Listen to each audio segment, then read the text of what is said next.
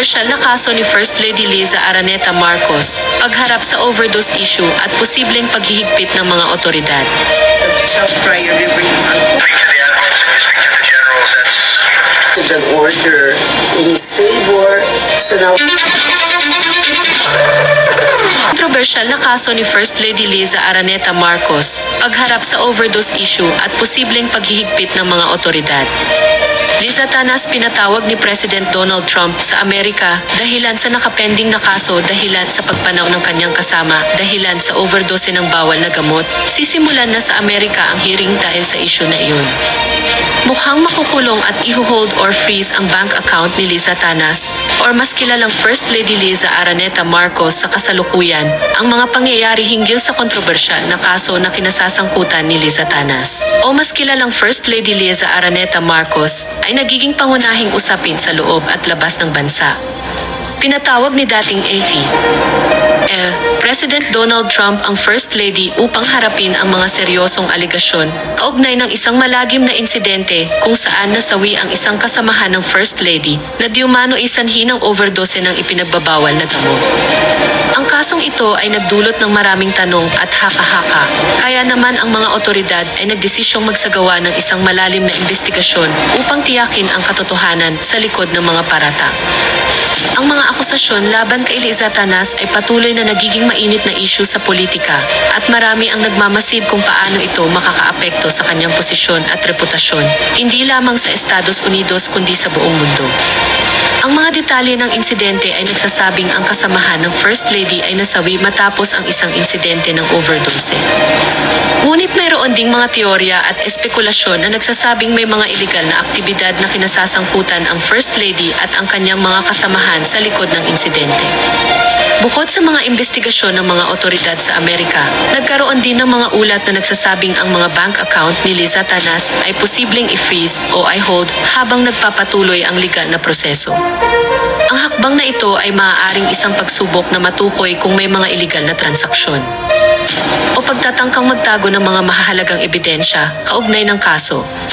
Sa ganitong sitwasyon, ang mga eksperto sa batas ay nagbigay ng kanilang mga opinyon hinggil sa mga posibleng hakbang na maaaring gawin ng mga otoridad upang mapanatili ang integridad ng investigasyon. Ang mga social media platforms ay naging daan upang maglabasan ang mga reaksyon ng publiko. Ang mga netizens mula sa iba't ibang sulok ng mundo ay nagsimulang magpahayag ng kanilang opinyon ukol sa kaso at ang mga reaksyon ay malawak at iba't ibang iba.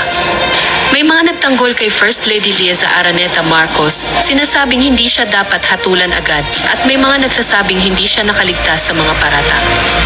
Sa kabilang banda, may mga hindi pabor sa kanya at nagsasabing kailangang managot ang mga nasa likod ng insidente. Ang mga kritiko ng First Lady ay nagsasabing dapat lamang na panagutin siya kung mapapatunayan ang mga aligasyon laban sa kanya.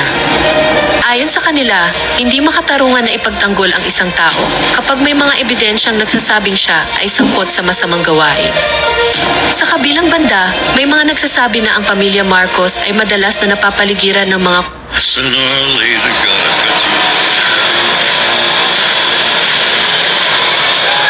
kontrobersya, kaya't ang mga paratang laban kay Liza Araneta Marcos ay hindi na nakakagulat.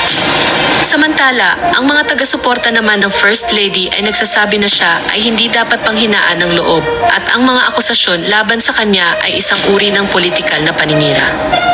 Ayon sa kanila, ang mga ganitong uri ng issue ay minsang ginagamit upang sirain ang reputasyon ng mga tanyag na personalidad at sa pagkakataong ito, tila si Liza Araneta Marcos na naman ang target ng mga kritiko.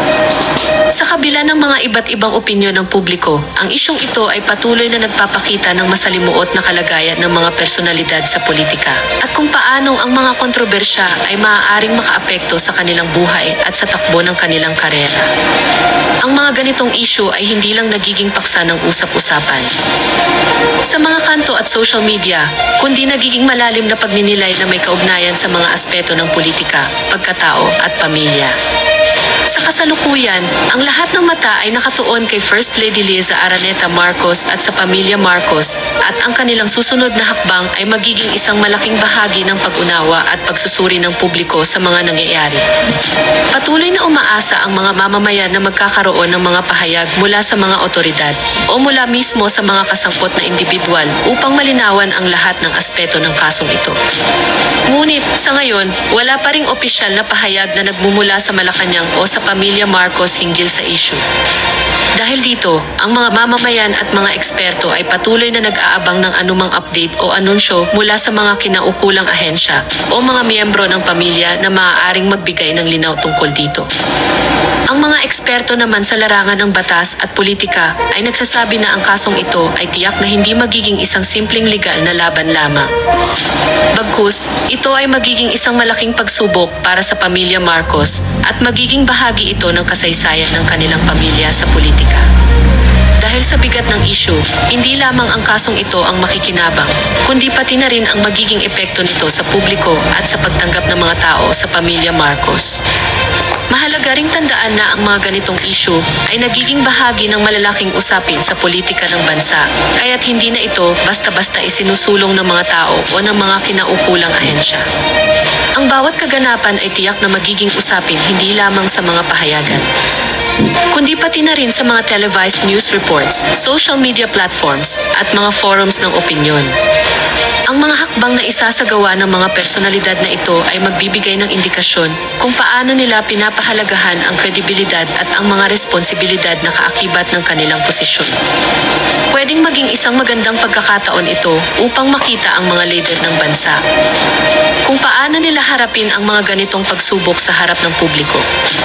Sa mga darating na araw, inaasahan ng marami na magkakaroon ng formal na pahayag mula sa mga otoridad upang magbigay ng kalinawan hinggil sa kasong ito.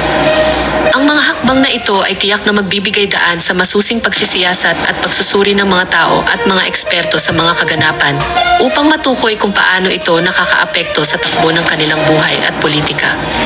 Sa mga susunod na linggo, inaasahang magiging mas komplikado ang kaso at maaaring magdulot pa ng mas malalim na epekto sa politika sa Pilipinas at sa international na imahe ng mga Marcos. Hinihintay ng lahat ang mga pahayag ng mga otoridad at ng pamilya Marcos hinggil sa isyong ito. At tiyak na magiging sentro ng atensyon ang kinalabasan ng hearing sa Amerika. Samantala, patuloy ang mga hakbang na ginagawa ng mga legal na tagapayo ng First Lady upang maprotektahan ang kanyang karapatan at tiyakin na hindi siya malalagay sa isang hindi patas na kalagayan. Magiging mahalaga ang bawat hakbang na gagawin sa mga susunod na linggo dahil ito ay maghubog sa magiging kahihinatnan ng kaso.